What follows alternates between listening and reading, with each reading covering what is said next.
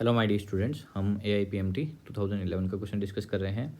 A particle covers half of its total distance with speed v1 and the rest half distance with speed v2। It's average speed during the complete journey is.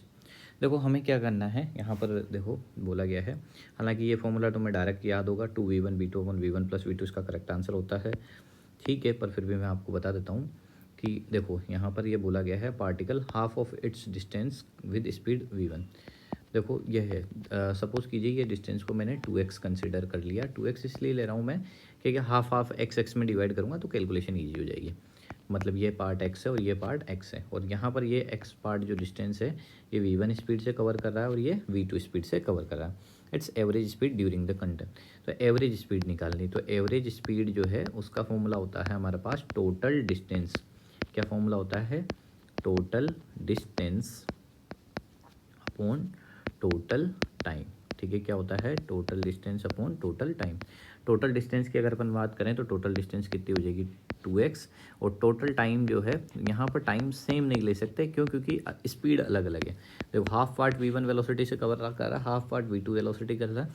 मतलब velocity same अगर होती तो total time same ले लेते, पर यहाँ velocity same नहीं है तो टाइम। अब देखो हम जानते हैं स्पीड इक्वल टू क्या होता है? Distance upon time. यहाँ पर हम जानते हैं स्पीड इक्वल टू क्या होता है हमारे पास? Distance upon time. तो यहाँ से टाइम इक्वल टू जो है वो क्या हो जाएगा हमारे पास? Distance upon speed. ओके, तो यहाँ से डिस्टेंस क्या है? x, और स्पीड क्या है? v1। यहाँ पर डिस्टेंस क्या है? x, और स्पीड क्या है? v2। ओके, तो यहाँ से 2x ले लिया है। यहाँ पर जब x कॉमन लेंगे तो 1/v1 प्लस 1/v2 आ जाएगा, और यहाँ से एवरेज स्पीड को मैं v से रिप्रेजेंट कर देता हूँ। ओके, देखो x से क्या हो जाएगा? x कैंसिल आउट हो जाएगा, तो v जो है यहाँ पर 2।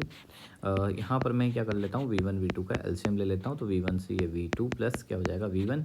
इस v को अगर मैं ऊपर ट्रांसफ़र करूँगा तो 2v1 v2 upon v1 plus v2। Okay, तो ये हमारे पास आंसर होगा। तो 2v1 v2 upon v1 plus v2 ये आप इस तरीके से निकाल भी सकते हैं, उसको डायरेक्ट लर्न भी रख सकते हैं। ठीक है, थैंक यू फॉर वॉचिंग।